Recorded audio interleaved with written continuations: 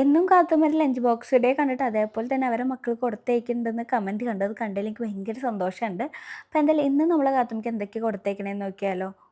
അപ്പോൾ ഇന്ന് ലഞ്ചിന് കൊടുത്തേക്കുന്നത് മുട്ടച്ചോറാണ്. അപ്പോൾ അത് ഞാൻ കുറച്ചധികം ഇട്ട് കൊടുക്കുന്നുണ്ട് ട്ടോ. ഇത് കാത്തുമ്മയ്ക്ക് ഭയങ്കര ഇഷ്ടമാണ് കഴിക്കാൻ വേണ്ടിയിട്ട്. പിന്നെ ഇതിൻ്റെ സൈഡായിട്ട് നമുക്ക് വേറെ ഒന്നും കൊടുത്തേക്കേണ്ട ആവശ്യമില്ല. വേറെ കറിയുടെ ഒന്നിൻ്റെയും ആവശ്യമില്ല.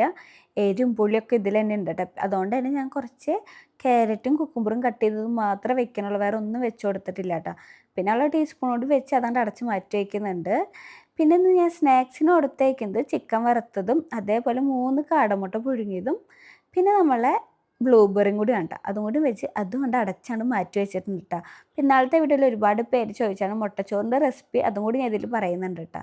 അപ്പോൾ ആദ്യം തന്നെ ഒരു പാൻ വെക്കുക. അതിലേക്ക് നമുക്ക് കുറച്ച് നെയ്യും അതേപോലെ വെളിച്ചെണ്ണയോ ഓയിലോ എന്താ വേണമെങ്കിൽ ഒഴിച്ച് കൊടുക്കാം. ഞാൻ വെളിച്ചെണ്ണയും നെയ്യുമാട്ടോ ചേർത്തിട്ടുള്ളത്.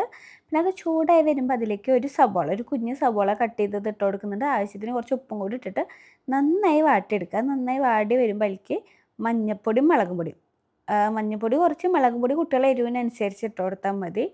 അതും കൂടി ഇട്ട് അതിൻ്റെ പച്ചമണക്ക് മാറി വരുമ്പോൾ ഒരു പകുതി തക്കാളിയും കൂടിയും കട്ട് ചെയ്ത് ഇട്ട് കൊടുക്കുന്നുണ്ട് ട്ടോ. തക്കാളിയൊക്കെ നന്നായി ഉടഞ്ഞ് സെറ്റായി വരുമ്പോൾ ഞാൻ 2 കോഴിമുട്ട പൊട്ടിച്ച് ഒഴിക്കുന്നുണ്ട്. അത് നിങ്ങളെ ആവശ്യത്തിനനുസരിച്ച് ഇട്ടാൽ മതി ട്ടോ. അപ്പം അത് ഇനി നന്നായി ഉടച്ചെടുക്കണം.